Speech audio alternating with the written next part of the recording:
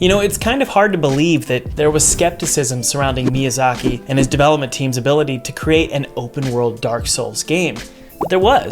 And honestly, I get skeptical too when a franchise becomes so massive and so successful that it looks to Hollywood for help. I mean, the renowned studio responsible for the Dark Souls series, it had earned its reputation for delivering these intricately designed, challenging, and linear experiences, but now it was looking for help from George R.R. Martin, the man who created one of the most beloved, but ultimately maybe most hated TV shows, at least the final season. Additionally, even if George R.R. Martin could ultimately craft a story worthy of the Dark Souls universe, could the mechanics of a Dark Souls game even work with these new confines, or lack thereof, in an open world? Fast forward $200 million later in development cost. Believe it or not, Miyazaki himself was skeptical as to whether the game was actually any good. In an interview with Edge magazine, he was asked about his state of mind as launch was approaching. He said, "It's not a pretty state of mind, I will tell you that. This is a tough point in development for any game, not just Elden Ring. At this point, this is when I really start to have regrets and doubts about releasing the game into the wild and seeing what everybody thinks. I start thinking, I could have maybe done this better, I could have maybe approached this in a different way."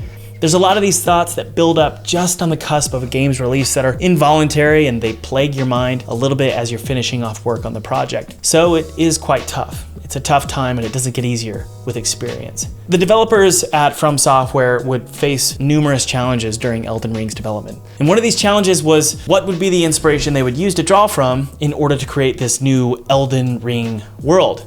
Being a fan of George R.R. Martin's work on A Song of Ice and Fire and Fever Dream, Miyazaki hoped to enlist his help to create the story's backdrop. Now, considering George R.R. Martin's insane popularity and busy schedule, it might be very unlikely that he would even have the opportunity to sit down and pitch the idea. Rather than having him write the main story, all Miyazaki wanted Martin to do was just write the Elden Ring mythology.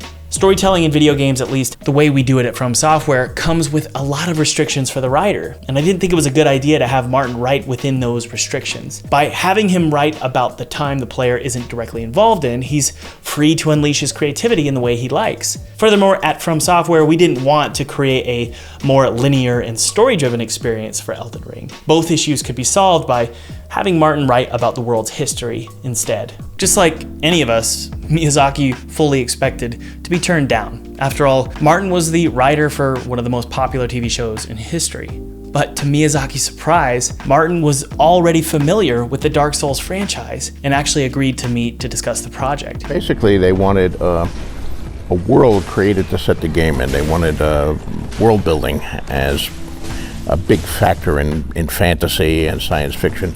You're not only talking about the characters and the plot, but the setting is almost as important as everything else. Tolkien's Middle-earth, Robert E. Howard's Hyborian Age, the Foundation universe of Isaac Asimov. I worked up a fairly detailed background for them, and then they took it from there. The next challenge from the From Software team is, how do you make an open world game while also staying true to the Souls-like formula? The transition to an open world game with Elden Ring raised a lot of concerns about whether you can even successfully adapt that signature gameplay into a sprawling, interconnected world. Can you maintain the same level of detail and attention and environmental storytelling that had become, well, the hallmark of a Souls-like game? I guess the same can be true of the Zelda franchise, right? Going from a more linear experience like Ocarina of Time or Wind Waker to Breath of the Wild, which is more of an open world experience, is kind of going to lead to skepticism because frankly they're almost two totally different genres. Specifically, the main characteristic of a Dark Souls game is the level of difficulty, and Elden Ring needed to continue in this tradition if it was going to be deserving of that Souls-like badge. In an interview with PlayStation Blog, Miyazaki explained this. "We understand that Souls-like games are regularly associated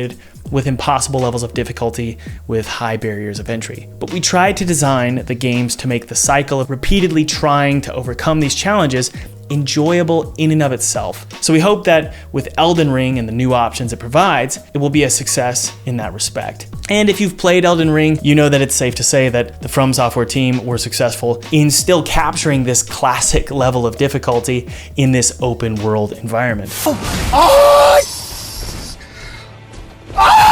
Miyazaki went on to say, "In Elden Ring, we have not intentionally tried to lower the game's difficulty, but I think more players will finish it this time. The player's level of freedom to progress through the world or return to challenges later are all elements that I feel will help people get through the game at a more leisurely pace." Ultimately, the level of difficulty was maintained in Elden Ring, but in this case, the player gets to choose in this open world when that difficulty occurs. The third challenge for Miyazaki and From Software would prove the most difficult to overcome. And this was how to create a vast open world for this new Souls-like title, as opposed to what they're used to, which is confined dungeons and linear gameplay in a traditional Dark Souls game. This, after all, was a completely new venture for the team. But this didn't stop Miyazaki. Sure, that's what they're used to, but ultimately he wanted Elden Ring to be massive. So purely from a scope perspective, how on earth do we make a massive world with the assets that Miyazaki's team is used to creating? How does a team that typically creates more linear games create assets for an open world game? We managed to explore some new systemic procedures as well that allowed us to fill out the world in ways that didn't require people to always be hands-on and do it manually. A simple example would be the creation of something that exists in vast quantities in the world, such as trees or vegetation. A lot of this we could just employ using a more procedural system for vegetation to generate trees and handle their placement, and that accounted for about 80% of the task. And then our artists would actually go in and sort of add the finishing touches by hand. Additionally, From Software reused enemies, they reused buildings, reused props, and other assets throughout Elden Ring. And that sparked some discussion among developers across the industry. At the end of the day, we all want to play this game, but somehow the community is at each other's throats for pointing out some undeniable facts. I called it reused assets. We are looking at animations, sounds, map elements, and much more that is, without question, taken from existing games of FromSoft. But in a Games Radar article, Austin Wood writes, "Asset reuse is too often treated as a dirty word or mislabeled as a cop-out, when in reality, as Elden Ring and many other games demonstrate, it's a common and valuable technique which can enable more ambitious games and trim development times." Elden Ring's release date would go on to be, surprise, surprise, delayed several times. But finally, the game was completed, and all that was left was to release the game and wait for the response from gamers around the world. Would Elden Ring prove to be a success, or would it be a flop? Was the skepticism real? Did Miyazaki and From Software succeed in their goal to create a worthy evolution of the Dark Souls lineup? Elden Ring was released on February 25th, 2022. It became not only From Software's biggest success to date, but it would go on to dwarf the success of all previous Dark Souls games.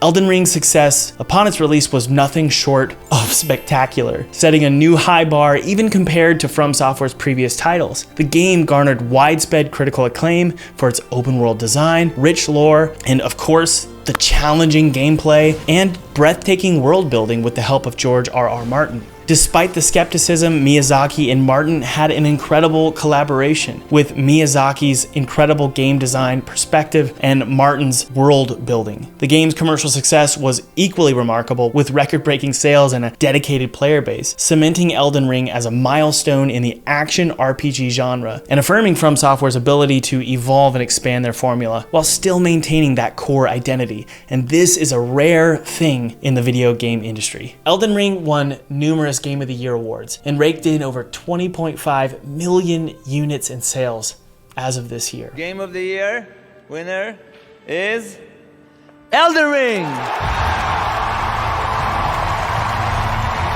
I would like to share this great appreciation with our entire Elden Ring team members, everybody at From Software, our partner Bandai Namco, all collaborators, and last but not least, Mr. George R. Martin, who created the great mythos for this game.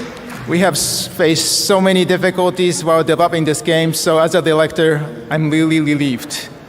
And this might not be the light thing to say at on the occasion of the receiving the GOTY award, but I have made up my mind to create even more interesting games than this one.